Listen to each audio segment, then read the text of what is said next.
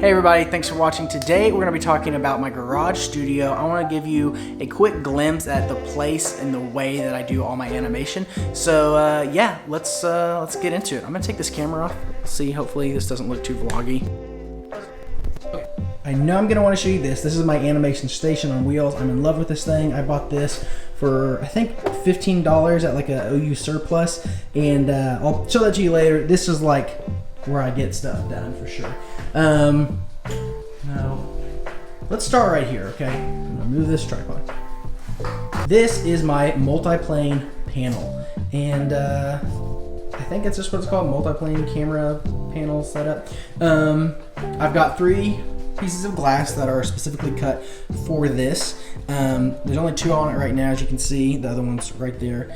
This light is not actually for lighting the animations. This is just so I can see some stuff as I'm doing it. I have to bring in like special lighting. This has like terrible flicker to it.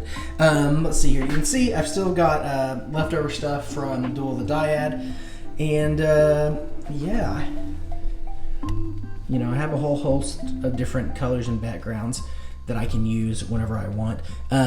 So for multi-plane panel, I don't actually do a lot of paper crafts, but I want to do more, and so I can come over here, and this is where most of my like craft paper stuff is. I have a whole bunch of different like varieties and stuff that I've inherited.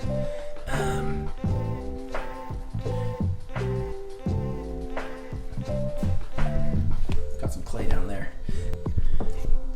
There's the storyboard for Duel of the Dyad. If I need some like backgrounds, I have these over here. And then I also have a collection of foam board. This foam board I had was full to the brim, and I've had probably probably had 6 boxes of foam board that I've cut into different scenes for my short film Unbound that has since passed away. I'm not working on it anymore. These are some of the scenes that I've left over that I think I'll use for other stuff later. I'll probably do a video at some point about Unbound and failure and what the story behind that, because I spent 9 months working on that film, ultimately to trash it all, which is a bummer. More about this. I've got this 5D Mark III that is just pretty much permanently on there. This is just a grip I got off Amazon.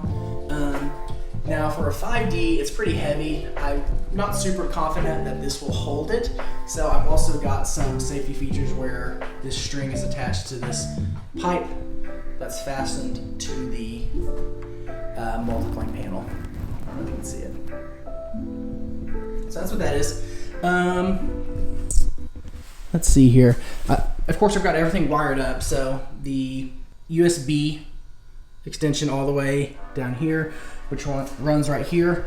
And then whenever I am animating, what I'll do is I'll be right here animating, and then I can move my animation station right here. And whenever I'm not using it, it rolls right here, so it's really efficient. And then I have a outlet that I can just plug this directly into the animation station. You'll see that later.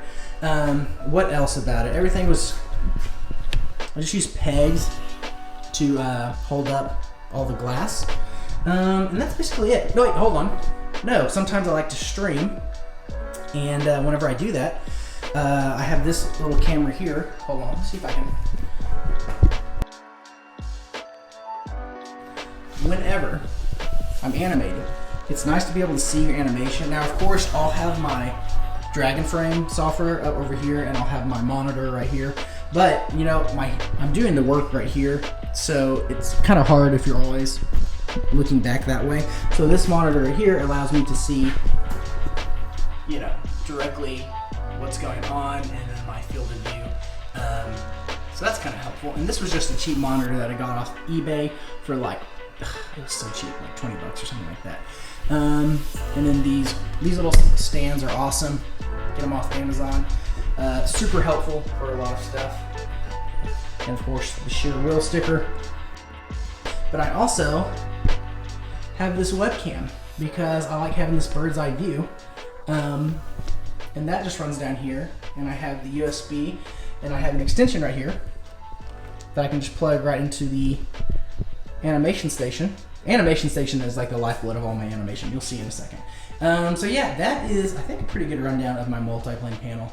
Yeah.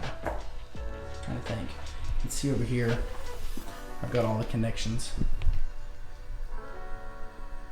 So, not bad. A lot of chargers, stuff like that. Moving over here. Again, I'll get to that later. This is for a video that I'm shooting that's coming out. It's my review of the Sticky Bones figures. This is just a general workstation. A cluttery mess. It's really, really disorganized, and I'm not going to worry about that right now. Yeah. There's Yoda. All right. So the animation station. Like I said, I got this at a surplus. I got this at a surplus for like, I think 15 bucks. Super cheap. And it's since become the place that I store all my animation stuff. Let me just give you a rundown of it. So the main thing when you're animating is you want to have your Dragon Frame software up, or whatever software you're using for animation. And then a monitor is always great. But if you're an animator and you're working on a big set, and when I say big set, I mean like this is the size of sets that I work on. You know, and I've had sets. This is actually underneath this. Oh, I don't know if you can see it. Underneath that is actually a set from my Mandalorian that I just turned upside down and screwed to the this little table. So this is about the size of the sets that I work on in my garage. And the only problem with that is that I'm often reaching over to like move a character, and then I need to be able to reference a monitor. And this thing is great because it really allows me to move this monitor. So hold on, let me set it up for you. Animation station. Got my MacBook here. It plugs directly into, well, before I do that, let's see the back of it. Back of it's not as pretty. So it's got some built-in outlets. Got this monitor arm that I just got off Amazon. I think it was like 30 bucks. Whenever it gets too hot or too cold and I'm not working on this, I'm not working on projects, this just goes inside my house in my office, and then I just use it for my main monitor. Whenever I want to plug this thing in, where are you at? Plug. In my garage when I'm animating, I'm animating on different sides of a set, or I'm working on a very small project over here, but I need to have access to my monitor and my computer and all my animation supplies, or I'm working on my multiplane panel and I need to be able to move that set over there. So the fact that this is a modular unit that's on wheels that can go in different places allows me to be super efficient with this tiny space that I have in my garage. So computer connected to the monitor. This is just a regular cutting board. The big thing that you're going to want to see is how everything's connected and what it took to do that. So I have a couple hard drives that just stay here. This has Dragon Frame, so I do a project and then all the pictures get imported onto this Dragon Frame hard drive. And after I finish an evening of animating, I take this hard drive and then I immediately export it and duplicate it to a second or even third hard drive, because you don't want to lose hours of animation. So this is connected to this little Anchor USB hub. It's connected to the MacBook. Yeah, so just a USB hub. I don't know why I'm trying to explain this. This is attached, this always stays here, so it's not wiggling around on me. And then these are all just like charging cables for if I ever need them. This USB-C and iPhone charging cable just come out over here. So whenever I'm animating, I can just plug the stuff in and then keep it out of the way back here. Germex, I mean coronavirus. Let's see here, let's turn it back around. So what I want to show you now is this monitor. So it's a 5K monitor, pretty nice. This is the one thing that I splurged on. But the great thing about this is it's on this arm, so I can really put it wherever I want, whatever angle. It's just really convenient to have a monitor that can get in and out of the way whenever you want. So that's a huge part of my workflow. I would suggest, if you're an animator, I'm trying to think if I would encourage you to do something like this. It kind of really depends what your setup is. If you're primarily doing just like top-down multi-plane stuff. Obviously, you don't need something that's modular.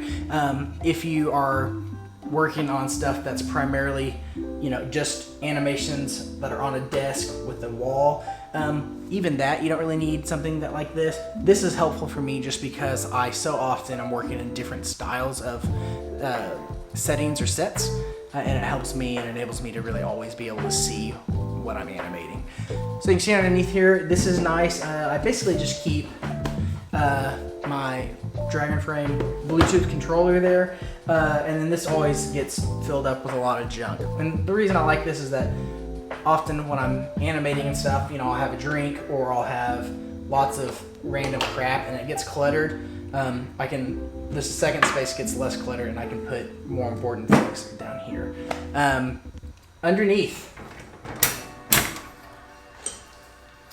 Underneath is a big cavernous area where I can store things. So whenever I'm streaming, my Bluetooth, my Blue Yeti, and then here are just different organization bins that have a variety of different things here. So this is like bits of foam board that have been cut up into lines that I can use in a lot of different ways. I've got characters that I've used in the past that I don't know what else to do with. Hey, this is from Indomation. Ooh, I'm gonna be doing a series with that guy right there, Red, the robot. Camera control stuff. The good thing about this is that for characters and stuff that I want to keep pristine, whether it's like papercraft animation or sticky bones characters or even toys that I'm animating that I don't want to get dust and stuff on them, I can put them in here and they stay clean and out of all the sawdust and all the other crap that gets in my garage. You can see I have a whole bunch of stickers here. My hope is that over its lifetime, I can just fill the whole thing up. Let's go look at how this works and fits with my multiplane setup. So when I'm not using it, this is what it looks like. So it's really out of the way. It's really convenient. Right now, the cable that powers everything is running to that guy. But if it was over here, I have an outlet on this wall that I can plug it into, so none of this cable's there. But yeah, so you know, I'm here animating, and whenever I need, I'm trying to do this one-handed. So whenever I'm animating, I can just be sitting right here, and again, I have this to reference like where my hands and stuff are at, like this monitor that I've turned off. But also this guy right here that I can move in any direction. And if I wanted to, I could even like mount this on this corner if I wanted to like move it to where I could see it right here. But I haven't done that. It might happen if I get a huge project, if I start working on something that's gonna take a lot of time at the multiplane panel. But yeah, that's my animation setup. I think I covered everything. Let's see here. Tama. That's my first drum set. Yeah, that's basically it. Storm shelter. I do live in Oklahoma, so you gotta have one of those. Pile of junk that my wife wants me to clean up. And a video that I should be releasing fairly soon.